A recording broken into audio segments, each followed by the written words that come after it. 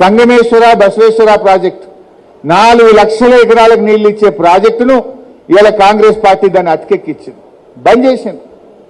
ఇవాళ మన నారాయణ ఖేడ్, మన అందోల్, మన జహీరాబాద్, మన సంగారెడ్డి, మన పటాన్చెరు 5 నియోజకవర్గాలను సస్యశ్యామలం చేసేటువంటి బసవేశ్వర సంగమేశ్వరను ఆనాడు కేసీఆర్ గారు రూపొందిస్తే ఇవాళ కాంగ్రెస్ పార్టీ దాన్ని పక్కకు పెట్టి ఈ సంగారెడ్డి జిల్లాకు తీవ్రమైన అన్యాయం చేస్తా ఉంది.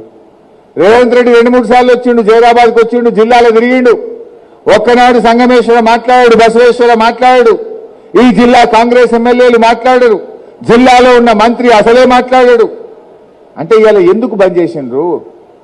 అంటే మీ నల్లగొండలను లేదా మీకు కమిషన్లు వచ్చే ప్రాజెక్టులకు ఏమో పైసలు ఇస్తారు, మా సంగారెడ్డి జిల్లా, మా వెనుకబడ్డ బార్డర్లో రాష్ట్ర సరిహద్దుల్లో ఉన్నటువంటి మా సంగమేశ్వర బసవేశ్వరకు ఎందుకు నిధులు ఇవ్వరు అని చెప్పి ఇవాళ మా జిల్లా పక్షాన నేను ప్రశ్నిస్తా ఉన్నా.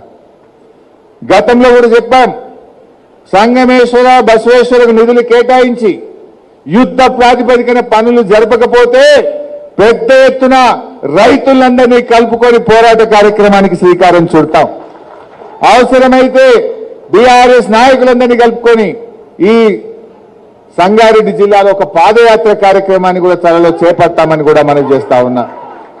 జిల్లా కాంగ్రెస్ నాయకులారా, మంత్రి గారు, మీరు ముఖ్యమంత్రి మెడలు వంచుతారా, ఒప్పిస్తారా, మెప్పిస్తారా? డబ్బులు వెప్పియండి, సంగమేశ్వర ప్రాజెక్టు పనులు వెంటనే ప్రారంభం చేయాలని చెప్పి ఈ వేదిక నుంచి నేను ఈరోజు డిమాండ్ చేస్తా ఉన్నా.